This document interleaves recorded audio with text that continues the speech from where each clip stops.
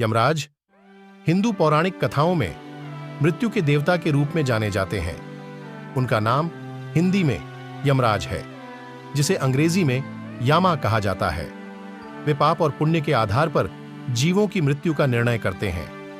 यमराज का साक्षात्कार हिंदू धर्म की कई प्रमुख ग्रंथों में होता है, जैसे कि महाभारत, रामायण, भागवत पुराण, विष्णु पुराण आदि पौराणिक कथा। यमराज का वर्णन महाभारत में यक्ष प्रश्न के दौरान आता है। उन्होंने अपने भाई युधिष्ठिर को धर्म और जीवन के विभिन्न महत्वपूर्ण मुद्दों पर शिक्षा दी थी।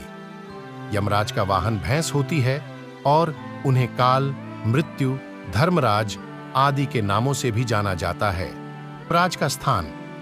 यमराज के पास चित्रकूट पर्वत पर घर है, जिसे यमलय भी कहा जाता है। उनकी बहन यमुना भगवान श्री कृष्ण की भक्ति में भी उल्लेखित हैं। वहां उनका धर्मराज भी होता है, जो न्याय के प्रतीक हैं। यमराज के कार्य। यमराज का मुख्य कार्य जीवों की मृत्यु का नियंत्रण करना होता है। वे पाप और पुण्य के आधार पर जीवों की मृत्यु का फैसला करते हैं। उनका माना जाता है कि जब व्यक्ति की प्रारब्ध की अवधि समाप्त होती है, तो वे उसकी आत्मा को यमलोक ले जाते हैं। वहां उनकी आत्मा को उनके किए गए कर्मों के अनुसार फल मिलता है। यमराज की विगति।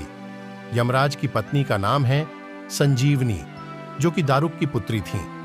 वे एक समय में मृत्यु के प्रभाव से परेशान थे और इस पर उन्होंने धर्मराज से इस विषय पर बात की थी।